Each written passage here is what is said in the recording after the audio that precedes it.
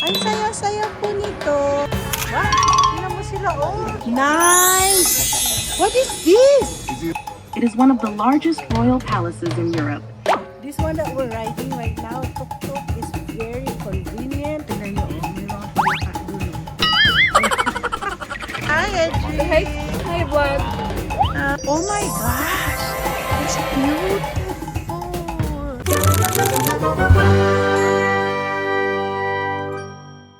Dito na kami. Andito na naman si Mariles. At tingnan mo yung tsura niya. Oh, OOTD. Pagpunta ka din dito para pakita mo yung mo, suot mo din. Para, tingnan mo sila, magkapatid. Hindi po sila mawawala. Tingnan mo yung kanila suot. O, diba? Ganda ng OOTD nila. Nandito sila sa Spain. Guys, kami po ay sumakay sa tuk-tuk. How do you call this one? Is this tuk-tuk? Tutok. Kasi in Bangkok, it's tuk-tuk. It looks bad. So anyway, we're riding and we are with my favorite Mariano family. And this my anak here. Oh yeah, say hello. Ano mo pa nagkukunan natin. Sa kanya po ako kukuha ng mga views. At ipapakita namin sa inyo ang ganda ng Madrid. Eto na! Po, mga restaurant. Ay, malapit dito ang Botin. Nandito yata ang Botin eh. Oh, tingnan niyo po. Oh, dito sila kumakain sa labas. Tingnan niyo po, ang ganda-ganda po ng Uy, andito nga, malapit dito ang Botin.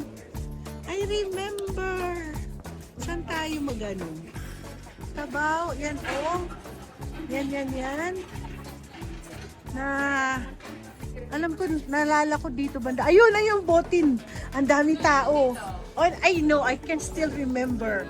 So there's Botin. Botin, we already ate there, but we want to go back. And looks like people, when you go here, you got to make reservation a year or 6 months before, because this has always been a fully packed.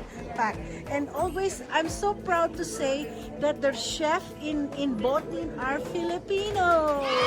So proud of that. And here's our No information is say hello. very good driver. Good driver. Say hello. Yeah, and we ate here before. We ate what?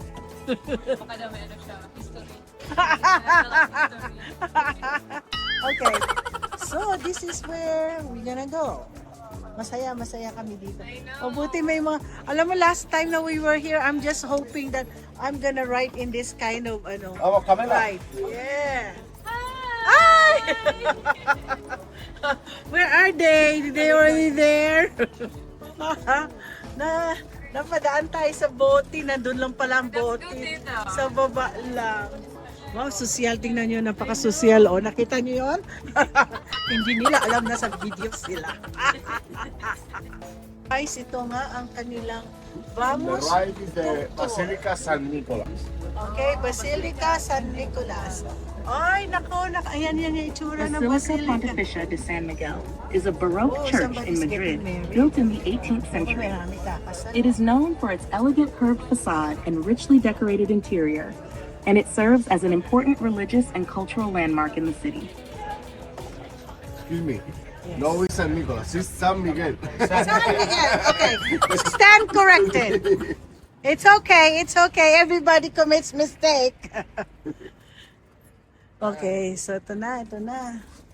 Ang gaganda ng mga, gusto ko yung mga yung apartment ba nila? Yung architectural ang galing no? Ganda-ganda.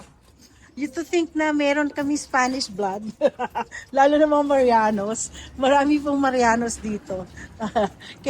kaya nakakatuwa. Sikat na sikat ang mga Mariano dito. Oh, di ba?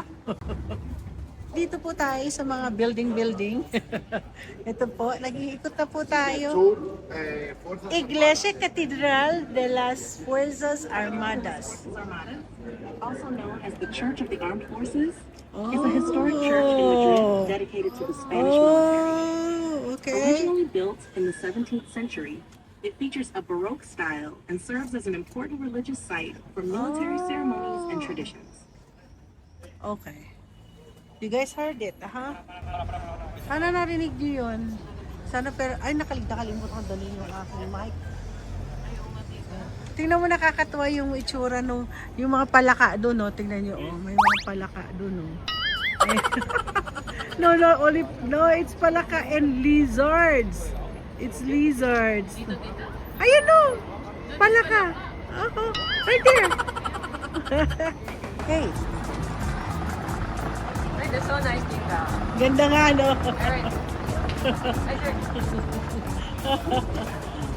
The rice is the Church San Nicolas. Church of San Nicolas. Hindi ko Iglesia de masyado. San Nicolás de las Servidas is one of the oldest churches in Madrid, with origins dating back to the 12th century. It is especially notable for its Mudéjar-style tower, considered the oldest surviving structure in the city, and stands as an important historical landmark. Eh? Okay.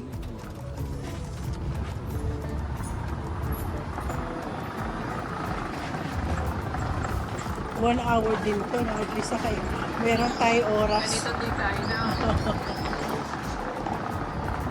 At least, Tita, maraming naikutan. Oo nga. Oo. Worth it. Worth it din. Worth it naman. Ay, tingnan. This is ano yung mga Spanish, mahilig sa mga plaza. I know, which is nice, Tita. Oo, kaya nga eh. Sabi din, tuk-tuk Madrid. Meron din silang ganito. Ay! Nice! What is this? This is the Almudena Cathedral in the Royal Palace. Oh, the Royal Palace. You know, when we went there, we went to the other In side. 1990, Palacio Real de Madrid is the official residence of the Spanish royal family, although it is now mainly used for state ceremonies. Built in the 18th century, it is one of the largest royal palaces in Europe and is known for its grand architecture, lavish interiors, and extensive art collections. Overlooking the city, it remains one of Madrid's most iconic landmarks and a major tourist attraction. Look, this is the Royal Palace, guys. Ito yung pinakita kanina. Pupunta na lang ako doon. Kasi yung asawa ko, asan si Rico, tsaka si ano. So dito ito na po yung Royal Palace. Ayan, gaya ng kanina. Hindi naman masyadong makita na naman dahil sa puno. Ayan. So maraming mga tao sa baba. Last time na we were here, we went here. Pero hindi po kami, di ba nagpunta tayo nun dito? Kaya lang, nagpunta kami dito. Okay, picture lang kami dalawa. Okay guys, it's this one. This one that we're riding right now, tuk-tuk, is very convenient. Then doing the hop on, hop off. I recommend this kind of 1 hour pa po siya. Pero it's worth it naman po. 5 po kayo dito. So bawat pupuntahan naming mga important na mga lugar-lugar, tourist spot, hihinto po kami. Tapos at the same time, ini-explain kung saan yung pupuntahan namin. So, eto with Alexa here, giving us the instruction.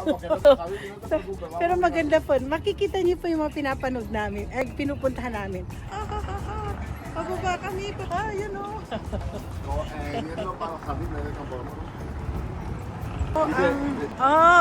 Okay. I think I walked over here before. This just around, this is just around the corner. Yeah, look at that. Oh, ganda-ganda ng ganito yung natin. Oh, yan. Ang ganda ng itsura ng kanilang. May mga plug sila, oh. And then, look at that. Ang saya. Ang saya-saya po nito.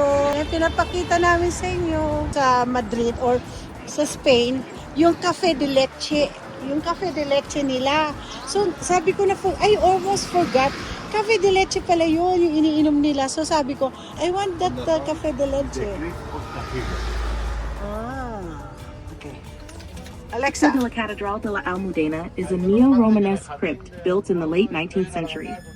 It is notable for its large size, elegant columns, and over 400 decorative cabinets, and it serves as a quiet, atmospheric space beneath the main cathedral. Thank you, Alexa.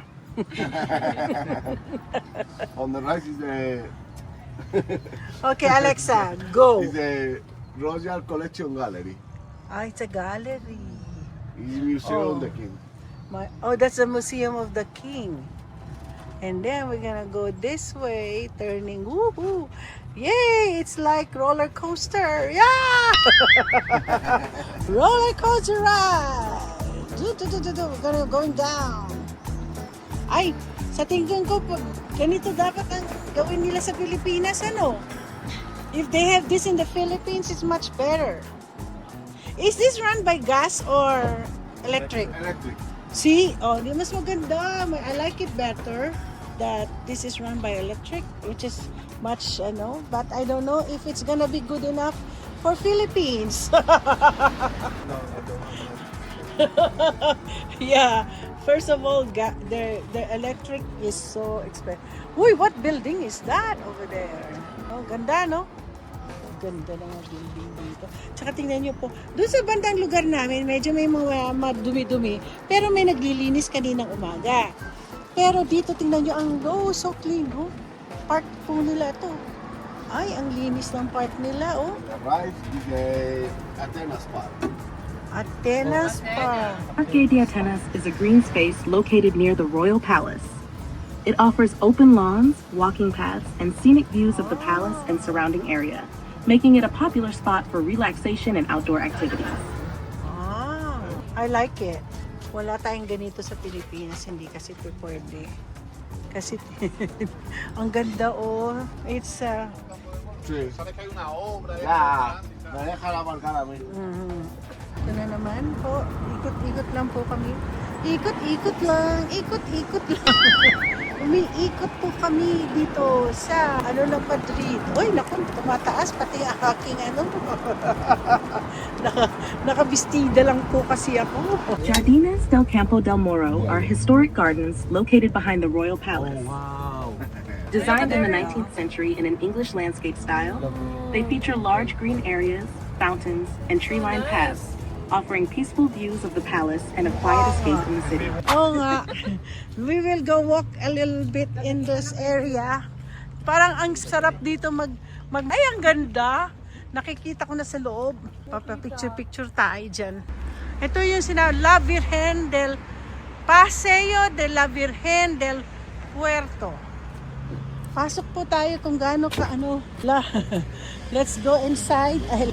Let's go and check the place here. Just lang oh yeah.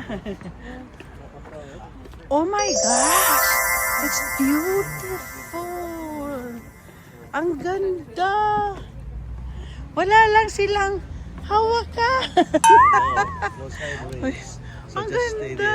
Ang ganda-ganda ng tour. Ang atsura niya, oh, wala guys. Nag-picture-picture na sila. Ay, it's beautiful. Napakagandang park na to. Ay, nag-ibang bahay. Ngayon, si Edric ay kasama ko. At nandito pa rin si Alexa. Pero kasama ko, ay teka muna, mali pala, hindi ako nakuha. So ito na, kasama pa rin namin si Alexa. Magbibigay ng informasyon sa amin. Ngayon, kasama namin si Mariles. Ayan, kasama namin ngayon sa aming pag-vlog. This is, ito man. Puerto de San Vicente is a reconstructed 18th century located near the Royal Palace and Casa de Campo. It is a neoclassical monument that serves today as a historic landmark and traffic roundabout feature. It's a perfect weather to be here. Yes, it 70s. is. Oo nga. Kaya maganda yung ating suot na Kailan dyan, Erin? Are you okay? Ah, a beautiful baby here. Hindi no longer a baby. Dalaga na siya.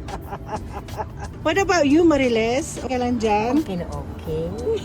Enjoy sa mga sightseeing. Mariles, ngayon, itsura natin, oh.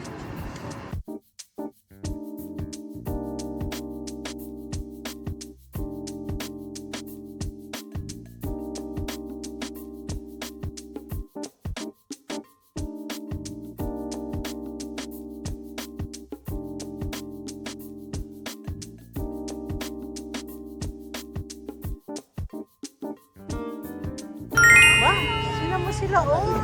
Ay, bakit sila kaganon? Dito lang! Dito lang! Hi, Cookie! Hi, Sister Rico! Hi, Lance! Dito sila sa kabila. Oh. Sila ay pupunta daw sila sa kabila. Paano kaya nabingwit ni Tita sa Bitolan? Sa Pogi, no? Ay, hindi. Ang Lord nagbigay sa Sabi akin na yan. nila yung ginayuma daw. Hoy, ang Lord ang nagbigay niyan. Dapat pinagpipit. Edric. Say hi, Edric. Hi, vlog. Alam niya, bina-vlog siya. Dumaan din kami noon dito sa ano nila, yung tawag nila yung... Natita, hindi kayo nag-talk last time? Hindi.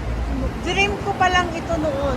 Dream ko lang. Ngayon come true. Oo, it come true. Ito na yun, tunnel. Nasa tunnel tayo. Ayan, pababa na oh. Pababa ng tunnel oh. Ayan. Hindi pa yung pag may ganyan. Tunnel.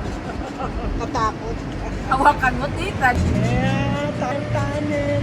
Lalabas na sa tunnel. Wow! Ayan na. Ay, ang araw. Hindi ko makita.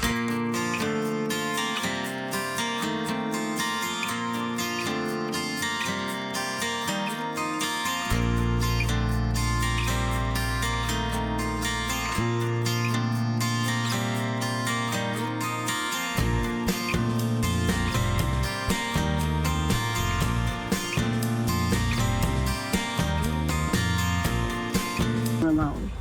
You go up those stairs, and right there you'll find the temple. I also recommend going to the back, where there is a viewpoint from which you can see the whole southern area so of we Madrid. can go. Okay. Go that way. Sabi ni Alexa. Okay, we're gonna go over here. So, look at that. Ganito na ako kasi mainit na. So, kami ay papunta dito sa sinasabi ni Alexa kanina. Goddess of ano daw? Ano daw gift ng Egypt dito sa Madrid. O, diba? Oh, look at that, so cute. Yan. So, dito tayo banda. We're gonna stay here. So, ito po. Papakita ko lang sa inyo yung lugar. Yan. Oh, I think they're walking over here. So, you can see some places here. Ayan. Sila ay, alam mo nyo sa totoo lang, ihihina ako. Hanap ako ng toilet. Sweet naman sa lola niya. Oh. Very sweet si Edric. I love you, Edric. What you say, Lola? I love you, Edric. Lance! Ang pogi naman yan. Grabe, oh. Wow. Say hi. Say hi. Say hi. Hi. My name is Edric. What's your name? I'm Edric. What's What your is name? I'm Edric. Ay, ang ganda naman ng Say glasses. cheese. Alam mo, genius yan sa kanyang iPad eh. Ang bilis ho yan. Yan. Chocolate cone. Oh, masarap. Yung churros na may tsokolate. Masarap. Tapos yung mga paella. Yun yung mga pagkain yung paella. Yan dapat na. Mamayang gabi. Pwede din tayo mamayang hapon mag-ano tayo ng may chocolate cone soup. Yeah. Yung pamangkin ko, alam niya kung saan ang tindahan. Dito po sa ating, ang dami na pong mga tuktok, kaya no. Usong-uso na dito ang tuktok. Ay, parang bumalik na tayo. Nandito ka tayo kanina. Ayan, may nakita akong ATM. Kalye Mayer, ay hindi, bumalik na tayo. Ayan yung sinasabi ko, oh. Sabi niya, dalhin daw tayo. Dito, yay, dito tayo, oh. Tayo kakain, oh. Oo. Maaga pa ba? Mukhang maaga. Oh, pero ayan, dyan na tayo kakain. Alam mo, madali lang naman. 6 minutes away lang. Maglakad tayo, dire-diretso lang yan. Oh. Ayan. Malapit lang yung kainan natin. Hindi naman marami mga turista. Mga turiste. Marami mga turiste. Dito ako sumakay ng ng Uber. Yung papunta dun sa sa outlet mall. Historic square in Madrid that dates back to the Middle Ages. It is known for its well-preserved architecture, including buildings such as the Casa de la Villa and the Torre de los Lujanes, and it reflects the city's medieval past. The right building is the whole city hall. Oh, the city Oh. Hindi natin makapakita sa inyo. Nandun ako sa kabilang banger. O yan. Nakakatuwa ho dito. Itong na to, kasi itong tuk-tuk na to, inikot na po tayo ng buong Madrid. At nandito na po tayo. Malapit na po tayo sa ating ending. Thank you very much for everything. Bye-bye, Alexa. I see you again, Alexa. If I come back in Madrid, I will definitely see you again. Babush. Guys, ito daw yung plaza. Tapos ito daw yung munisipyo nila. Yan ang munisipyo. Guys, dito nagpa-picture din na sa kanyang parang may nawawala dun, no? Ito po ang kanilang plaza.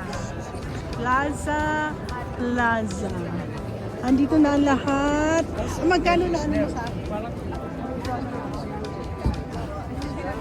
Yeah. Pero, talaga naman.